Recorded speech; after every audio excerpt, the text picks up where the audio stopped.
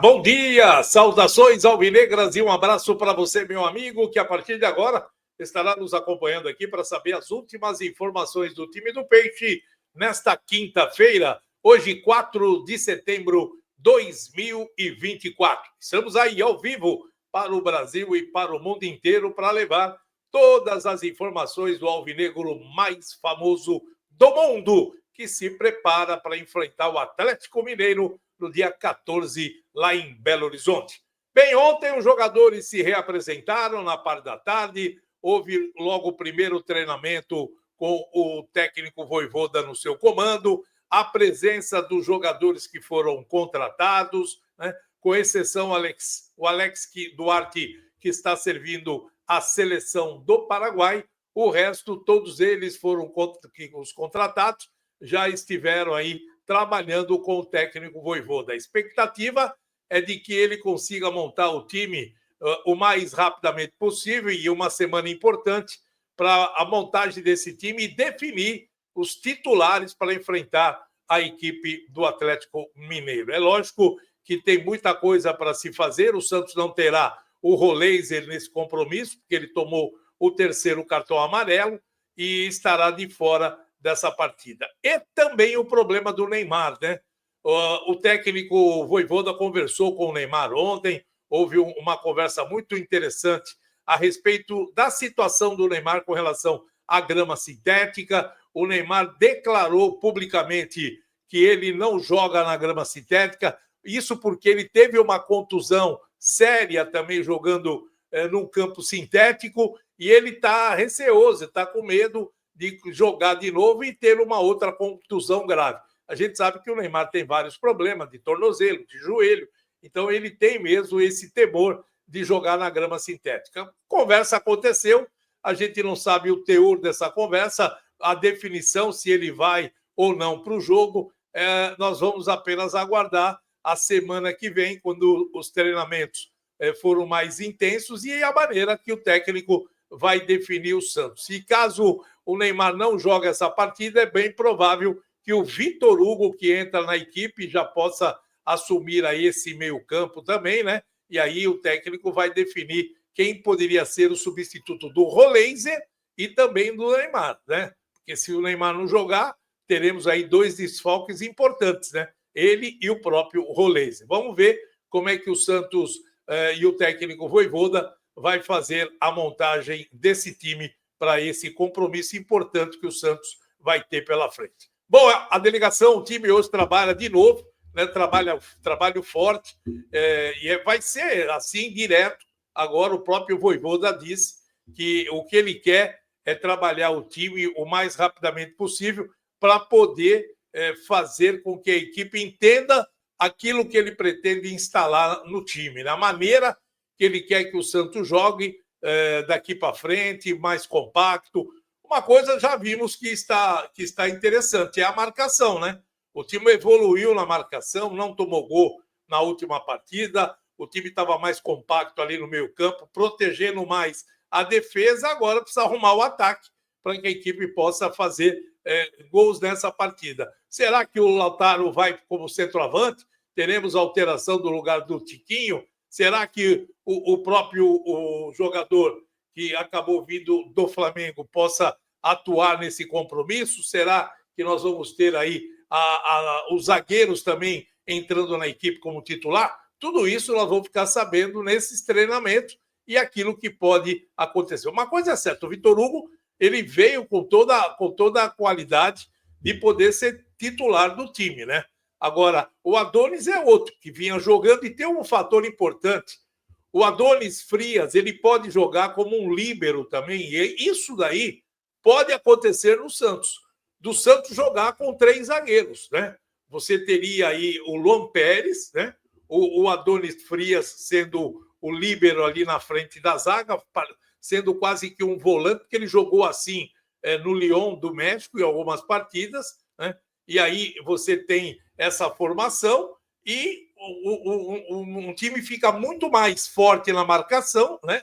Porque aí você coloca o Alex do lado direito, o jogador que está atuando na seleção do Paraguai, e você vai ter uma sustentação melhor Pode ser que aconteça isso também. Porque aí você vai liberar os laterais, vai ter mais força de ataque com os homens de meio campo, jogando no 3-5-2. Fica muito ofensivo o time do Santos, mais equilibrado, e o técnico Vojvoda pode ter essa possibilidade de jogar dessa maneira. O Santos hoje tem várias opções, isso é que é legal. Hoje o Vojvoda tem jogadores para mudar o esquema tático do jeito que ele quer. E é assim que ele está trabalhando.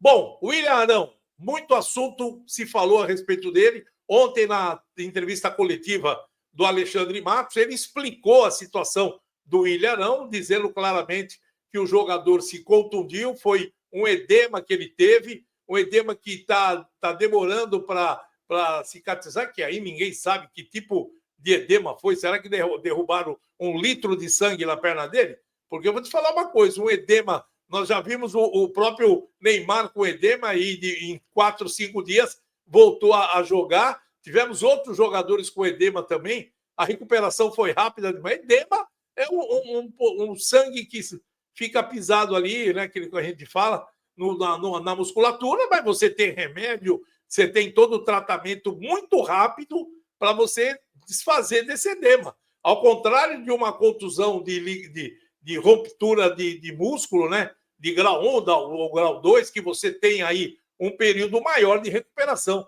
Mas edema, alguma coisa está mal explicada nesse assunto e, infelizmente, o Alexandre Matos não falou apenas que é uma contusão, que ele não veio contundido, que ele se contundiu no jogo depois do treinamento do jogo do Flamengo.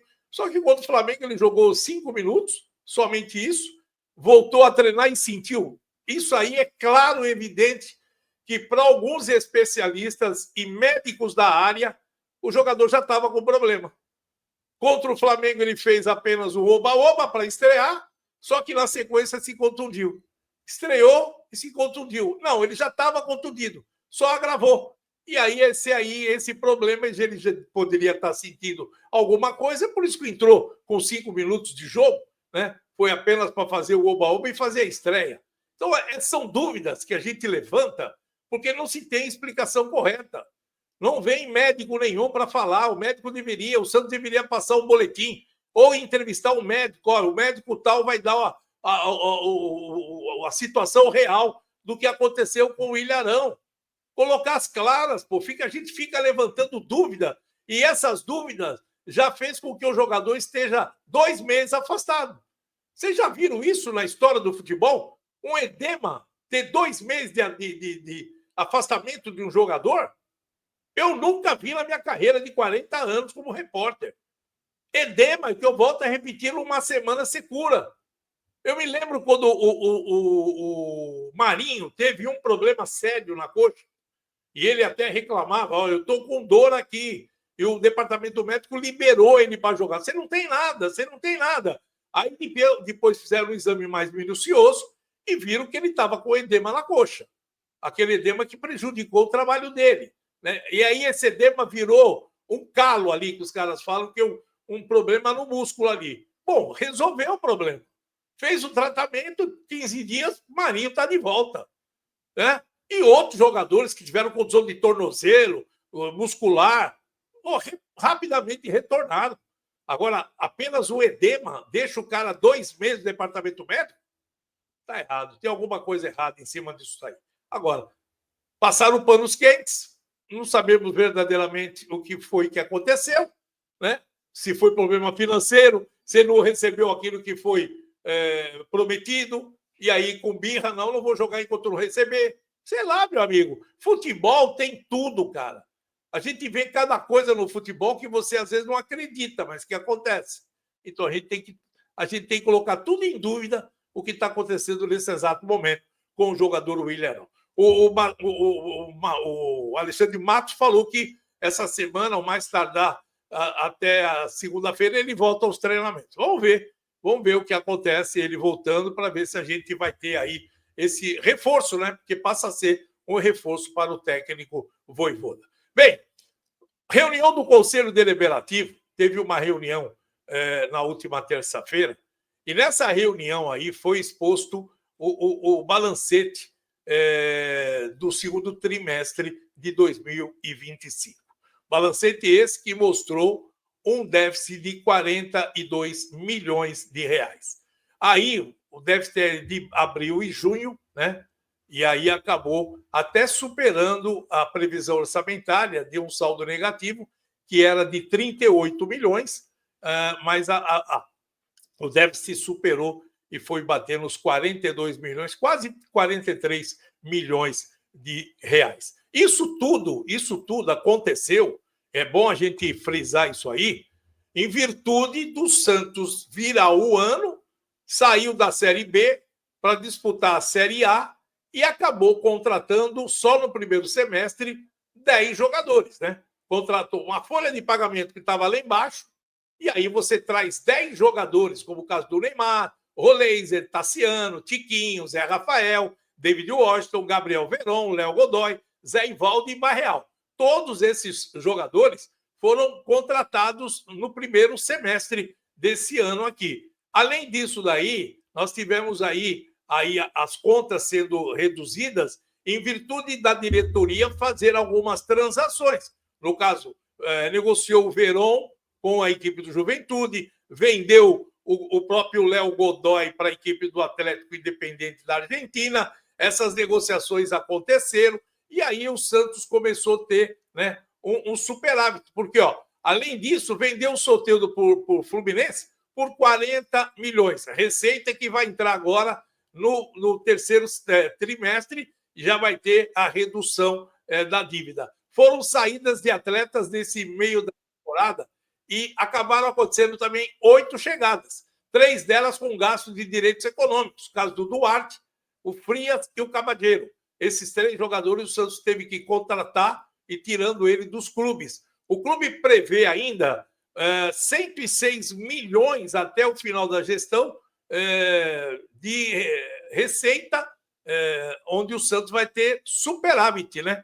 Porque o Santos tem aí, além da venda do Soteldo, o Santos vendeu o Luca Meirelles para o Shakhtar Donetsk por 10 milhões, quer dizer, representa aí 63 milhões, acabou emprestando o John para o Bahia, pegou mais 1 milhão e 600 mil, vendeu o Diego Borges ao Amazonas por 318 mil, são dinheiros que vão entrar, e agora o John foi negociado, o Santos vai ter também uma grana na transferência do John, porque o Santos tem o mecanismo de solidariedade, ele é formador do goleiro John, o Santos acaba vendendo, o Botafogo vendeu, e o Santos vai ter aí um bom lucro na venda dele. Praticamente o Santos vai faturar, porque o John foi vendido por 8 milhões de euros, cerca de 50 milhões, quase 51 milhões, e o Santos vai receber aproximadamente 320 mil euros, que vai dar uns 2 milhões de reais, porque John foi vendido por Nottingham Forest, da Inglaterra, e esse dinheiro entra também nos cofres do clube. Quer dizer, o Santos teve um déficit em virtude da composição do elenco, né? Porque precisava contratar a montagem de um outro time, e, em contrapartida, acabou equilibrando as contas na venda de alguns jogadores que saíram agora, e aí acabou tendo esse equilíbrio financeiro. É lógico que tudo é importante, o Santos teve um déficit, vai entrar 106 milhões, quer dizer, o Santos vai ter um superávit de quase 60 milhões de reais, mas o Santos precisa entrar mais dinheiro com patrocínio, é isso que a Comissão Fiscal acabou analisando e pedindo para que a diretoria possa analisar a folha de pagamento, que não tem jeito de você reduzir agora a folha, porque todos os jogadores já foram contratados. Mas teve jogadores que saíram e com custo alto, é o caso do Gil. O Gil deixou o time, já vai baixar a folha, né? Mas está chegando outros, quer dizer, tem que ter um equilíbrio, não tem jeito, futebol é gasto mesmo. Se você não monta um time, você fala, eu não tenho dívida. Você montou o time? Não. Então pronto, você tem que ter dívida para montar o time, mesmo porque a montagem de um time te traz receita. E é isso que eles estão fazendo nesse exato momento. Bem, meus amigos, olha, meio-dia tem o Baixado Esporte em primeira edição e às 19 horas o Baixado Esporte em segunda edição. Não esquece de dar aquele like, fazer inscrição no nosso canal, hein? Se não está inscrito ainda, receber notificações, tudo aquilo que a gente faz no dia a dia e também concorrer à camisa do time do Santos. Um abraço a todos, saudações alvinegras e até logo mais. Arquibancada vibrando, adrenalina, emoção.